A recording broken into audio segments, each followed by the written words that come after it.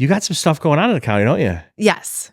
The American Rescue Plan Act. Yes. Right? The ARPA. Yes. Okay. It says 1.9 trillion signed into law. Provides $350 billion in emergency funding. But let's go right to the city of Rochester or Monroe County. I don't know. Right. So this was passed by Congress in 2021 as COVID relief dollars. And Monroe County got $144 million of American Rescue Plan Act funding from Congress. Monroe County did. Yeah, we called ARPA, American Rescue Plan Act, ARPA. And so we have a bit of a scandal going on because we awarded a bunch of money and some of it's missing. So wait a minute. So you award, what do you mean you will? Back in the summer of 2022, the county executive, Adam Bello, basically issued a call for proposals. We have all this money. How do you want to make the community better? And nonprofits were eligible to apply for some of this $144 million of funding. You had to tell us what you wanted to do with it. In the fall of 2022, the county executive unveiled his list of things that $100 million. So not all the money, but a good chunk of it, $100 million worth of projects. He says, this is what I think we should do. There was an extensive, he told us anyway, that there was this extensive vetting process and that these were the best proposals that his team chose and wanted the county legislature to vote on those proposals. Now, next to this long list, there was like a little blurb, a tiny little paragraph next to each one. So you're me. I'm like, I got to vote on all this? I don't know what I know. So I asked the county for more information and they ignored me. And meantime, the Republican side of the aisle, which at the time had the majority, felt the same way that I did. Like, where's the beef? Like, we are not voting on this until we get more information because he wanted us to vote in like 3 weeks. They delayed the vote. While we're waiting to vote and waiting for information, Adam Bello, often accompanied by Congressman Joe Morelli, they're going around having all of these press conferences, playing Santa Claus, handing out the money. We haven't voted on it yet even, but they're announcing Is that money. legal? I mean, apparently it is. I don't think it's ethical to do it that way at all, because you are putting a lot of pressure on the legislature to say yes to these projects. I mean, could you imagine being a soup kitchen and we're going to offer you and the county executive and the congressman are holding the fake check for you at an event that hasn't been voted on yet. And then me as a legislator, I'm going to tell you can't have that money. Rachel. It's very difficult. So they're going around handing out these monopoly checks. My question is, how did these places even become in the mix? So they had to apply. So remember I said that the county executive said, we have all this money, apply, tell us how you want to spend the money. And he chose the best, what he said were the best applications. These were the nonprofits that he said should get the money. So it was delayed. And then we later found out that he had a pressure campaign behind the scenes to get the nonprofits to lobby the legislature to vote. So they had a press conference. They started sending us letters and emails. They came to speak to us, and he orchestrated this to pressure us to vote on these things.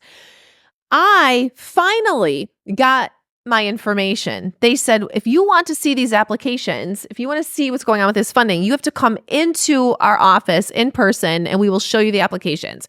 I made an appointment.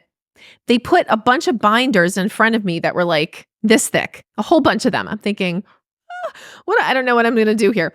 But eventually, I basically just had to satisfy myself in saying, they clearly have gone through this process. These are robust applications. They did a robust process. I read their process. Like, they did a lot. Okay.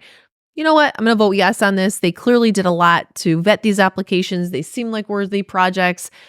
I don't love doing it this way with all these things lumped together. I don't love it.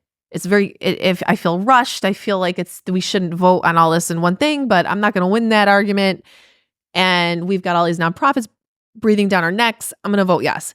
My bad. I will admit today, I shouldn't have done that. Like, I can admit my role that I felt pressured and shouldn't have done that and here's why I shouldn't have done that. Because fast forward to February of this year, our largest award was to the Community Resource Collaborative. It was $7.2 million. The Community Resource Collaborative was a fiscal sponsor for a project called the Neighborhood Collaborative Project. The Neighborhood Collaborative Project, we were told, was a group of 12 organizations that would deliver services into high poverty neighborhoods because people lacked access to services there, they said. So we're going to do services. What services? I don't know. It doesn't say. But we're going to give them services into neighborhoods. And that was going to be the big thing. Sounds nice. And they did a whole press conference, again, before we voted, did a whole press conference with these people, Neighborhood Collaborative Project. CRC was called a fiscal sponsor. That means that they would essentially handle the money. So these organizations would submit their vouchers for reimbursement to CRC, and CRC would submit the bills to the county. They were essentially like a pass-through, so to speak. They'd handle the money and give it out to these organizations. CRC mismanaged the money. There's about $250,000 missing of the $1.1 million that went out the door, and we don't know where it is.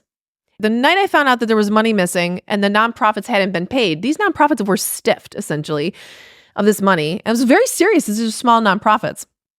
So I start researching this fiscal sponsor. I start doing some research on it. Within 10 minutes, like it's like 2 a.m, and I stayed up, I'm like, oh, because I found out late that night. I'm like, oh, I got to find out what's going on. Within 10 minutes, I'm like, this is a big scandal, because this organization had just recently formed, last year handled only $50,000, and we give them $7.2 million to handle. It's located in this lady's printing business. What's the name of the lady that runs it? Her name is Tina Paradiso, and she was big in like workforce development, and she was mentoring at-risk kids with her print shop. What's your connection to Bella? It doesn't seem there is one. She definitely had a connection to the Chamber of Commerce. Like, she was definitely big in with like workforce development stuff. Trust me, I was looking. And I think there are other motivations for why this happened the way it happened. And immediately, I determined just from public records, this was a completely unqualified vendor, totally unqualified vendor. And I issued a statement, knowing that they were having a press conference the next day, issued a statement saying, I have a lot of questions about why this unqualified vendor was chosen as a fiscal sponsor. Why did we even need a fiscal sponsor? We need a thorough investigation into what happened here. I feel completely misled as a legislator. We were told there was vetting. Like, I don't even understand. 10 minutes on the internet tells me this is insane. So they do this press conference on February 8th to announce we're cutting off the funding to CRC while we do this investigation. And they attack me at the press conference. Now think about this. There's nonprofits that are ripped off. But Rachel Barnhart's the problem? Now, I'm a former reporter, so what do you think I'm thinking? Yeah. So wait, so this money comes from D.C. Now, yes. It went all to Monroe County. Did some go to Malik Evans 100. City? They got their own pot. They got their own money? Yep. Okay. Who controlled that? City controlled their own pot. Okay. Mm-hmm. Through city same type of process. Yep. Now, with their process, which I know you're a county ledge, so I don't know how much did the city at least do their stuff right that you know of the best of your knowledge? Or I have no idea. Okay. But you're saying just on your end with the county ledge, so $100-something million goes to Monroe County. Yes. And now these for-profit, not-for-profit places are now mismanaging this. So that gets into the other thing. So then, under the threat of subpoena, the legislature is essentially telling Adam Bello, we have a lot of questions about what happened. Do you think? And Adam Bello is saying, well, we're going to do this forensic audit. We're going to do this audit of what happened. But I knew in my head, just from my experience as a reporter, that audit is not going to look at the county and what the county did wrong. It's only going to look at what they wanted to look at. Okay. And it did. The audit comes back and it really did only look at CRC's mismanagement of the project. And it definitely, it was a mess. But because we threatened Adam Bello with a subpoena, 15 legislators, me, Mercedes Vasquez-Simmons, 2 Democrats, and all 13 Republicans, because a lot of my Democratic colleagues just really aren't willing to challenge Adam Bello in any way. So we formed a majority to basically say, you've got to give us all the documents that you have. All of it. They give us 4,000 pages on March 22nd, I think it was. And I spent the whole weekend basically read all 4,000 pages. Oh a lot of it was repetitive though, but I went through it. And I was able to construct an analysis, sort of a narrative of what happened. And the problem, CRC definitely was a problem, right? Like this fiscal sponsor, like this lady was essentially commingling funds with her printing business. She was drowning in debt. She was taking money from over here. She's taking the ARPA money that was supposed to go to nonprofits, using it to pay other stuff. I mean, it was a mess, complete and utter disaster. Was that in all the 4,000 pages? That was in the audit that the county did. Did she give a statement or did she lawyer up? I'm sure she's talking to the feds. That's my guess. That's my guess. I shouldn't say I'm sure. My guess, she went silent, lawyered up, and my guess is she's probably doing lots of things like that. You know, I have a hard time believing the feds didn't come in and immediately investigate that because it's their money. Hang on a second. So you're basically saying that she said, "Oh, I better get in front of this," and she has never done a public statement. Her lawyer said it's not what you think. She told the auditors she didn't know this project would be the scope that it was, and she was really overwhelmed. All right, so all these just for full disclosure, we're all saying allegedly because we don't know what happened. Oh yeah, no, that's fine. So at the end of the day, you have somebody that was, like you said, commingling funds with a private entity, her print company, allegedly. Yeah, this is what the audit said, yes. And then the audit, okay, and then, but wasn't there a point person in the county that said, hey, this is the thing. The 4,000 pages essentially showed us that the county not only missed all these red flags in the application, which I had just pointed out, you know, what are we doing? Why are we giving these people money? It also, the county's monitoring of this project was completely deficient. It also revealed that the county had already labeled this project a high-risk project because they'd never handled this kind of money before, and they didn't determine it was a high-risk project until after the county legislature voted. So, you know, they're telling us we got to vote on this thing, even though they had never done a real assessment on their ability to handle this money. So here, I know I got a ton of questions. This is my detective brain going. So hundreds of millions come in from the government, or 144, yeah. Okay, 140 comes in. So nobody from Monroe County said, hey, because obviously you got the guy at the top, Bello, who is the county exec. So obviously the guy at the top, kind of like the coach of the team, he has people underneath him. Who did he assign to say, this is a project that Jim Smith, or not Jim Smith, I don't mean it literally, but I'm just using that term generically, Jim Smith or Nancy Smith is going to handle. Who's the point person? Yeah, this is the point person. This is the people underneath them. You got all this millions. Yeah, I mean, it's a big open question. It sounds convoluted. It's a big open question to me why they got this money, who gave the order, how did this happen? I think that needs to be investigated by authorities. I think it's a law enforcement question. And the only other thing that I would point out to this group that I think is very relevant and what I'm honing in on here is a big part of my narrative is that I told you that these 12 organizations came together to form this wonderful collective that would go into neighborhoods. 3 of those agencies are businesses and for-profit businesses. And it says, it doesn't say that anywhere in the application that they're for-profits. On the website, it lists them on the donate page, and they call themselves partners. But they controlled the whole project, and they could not, and it was their idea, according to their own statements. So they could not they could not apply to Monroe County for funding. That's why they needed a fiscal sponsor. That's why this got very convoluted. They needed a fiscal sponsor that was a nonprofit to come in and apply for the grant because they as businesses couldn't apply. But here's where I believe it could be unlawful, there are federal procurement laws. Yeah. I can't just give you ARPA money because you're my friends. Right. And you're my buddies. I can't do that. There are procurement laws, and no one has been able to explain to me. And I've asked the county. They refused to answer in writing. They refused to answer. How is this legal? Like, I gave them an out. How was this legal? Please explain to me how this set up. And not only that, those 3 for-profits gave themselves a disproportionate amount of funds. Disproportionate. And that was in the audit? Yes. They billed and also in their own budget that was provided to us in the 4,000 pages. Their own budget showed them getting $2 million of the $7 million that was allocated for the project. Again, not all of it was paid out, but of the $1.1 million that went out the door, they vouchered 34% of that $1.1 1 million. Now think about it. There are 9 nonprofits working in neighborhoods serving at-risk people, and they give themselves a third to do things like research, swag, marketing, communications. There was a social worker firm that was on retainer, so that we don't even know how many hours they were working or hang anything. on, swag and marketing for what? I know. Oh, thank you. So the county had their money, the city had their money, and these organizations are applying. Yes. Do we know? I'm just curious. Do we know if there were organizations that applied to both and received money from both? I don't think so, but I did uncover a lot of conflicts of interest among a lot of the organizations involved in this particular project. Had a lot of conflicts of interest. One did overlap with the city, but generally speaking, I don't think that was a huge issue. What were the conflict? For example,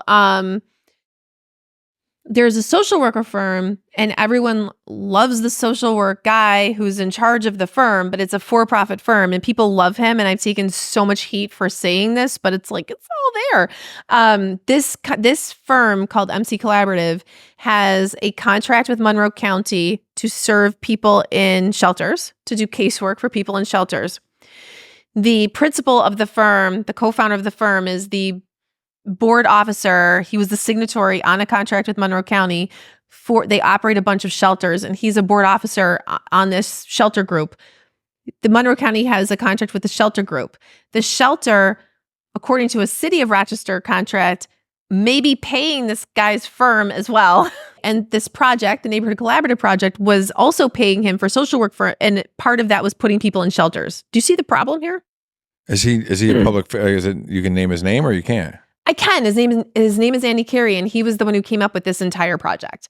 And what's his connection to Bello and Morelli? He has a contract with Monroe County. So it's a business. It's a business. It's a business, and he has a relationship with Monroe County. But is he a donor? Is he like no? So those are the first things we do. Right? We look at, are you a donor? Are you political? I would encourage everyone to look a little bit bigger at what the motivations would be of county officials to. And as I said, it needs an investigation. But if you look at the fact pattern and what people were actually doing at the time that they were awarding the grants, what did I say that they were doing? They were going around being Santa Claus. Right. And so in my mind, they may have chosen projects. I mean, based upon their own behavior, they may have chosen projects based on political benefit, not just benefit to the community, and not about the personalities involved. They were also choosing projects based on access to voters.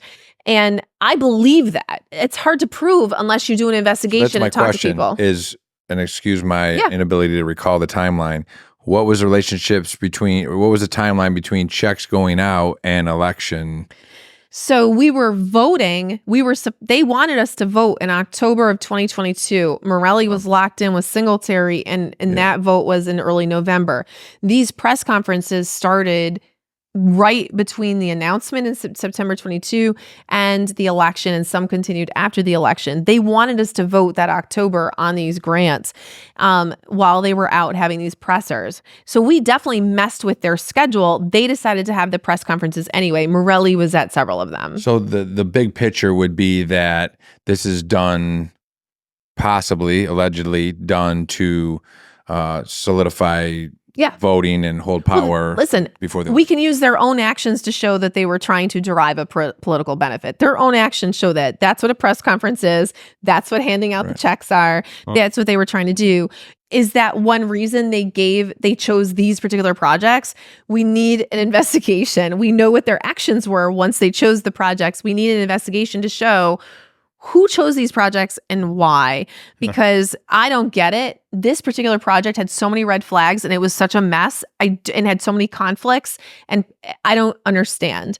I have asked repeatedly for a federal investigation. I'm actually almost done crafting a new letter to the U.S. Attorney's Office. I'm going to also send to the Treasury that so I wrote a 16-page analysis of the 4,000 page things. More information has come since then from both the county and videos that people keep putting up on their Facebooks about what they did. So I have compiled an updated narrative. I'm sending that letter. I'm not making that letter public, and just sending it off. And I hope it's investigated. Are you going to put a file up like you did previously where people can access like everything you've done and see these? So my analysis from March 26th, I think, it's 16 pages. It pretty much lays out most of what I told you and more. The updated letter that I wrote to the federal, the FBI and the U.S. Attorney, I think I'm sending it out tomorrow. I'm almost done. The reason I don't want to make it public is there's some things in there I just don't want to share publicly. Some communications, there's just sources type stuff. Yeah, and I don't want to get people in trouble if they didn't do anything wrong, right? It's a letter basically saying you need to look at this. I do have footnotes. I have I always put all the information there, but there's some stuff in there. I'm like, I don't know if it's, if I'm really comfortable making this public because there are people who may not want their information out there. And, I've said enough. I mean, people know where I stand on this and they just need the stomach to, pursue it. I do believe the feds looked at Tina, and I don't know what they're going to do with it, but I think they have to look at this too. So we'll see. Well, it's an interesting dialogue. I will say that if what you're saying is true, and we always say allegedly, if what you're saying is true, it looks like they took a book out of Washington, D.C. with the, hey, let me pay your student loans off, kid, and maybe I can get a vote for you. I mean, look at worst case scenario, maybe a crime was committed. Best case scenario, it was totally unethical. Either scenario, the legislature has the obligation to fix it. They want us to vote on Tuesday on this new fiscal sponsor, and I'm just very uncomfortable with the whole thing. And so we can still fix it no matter what.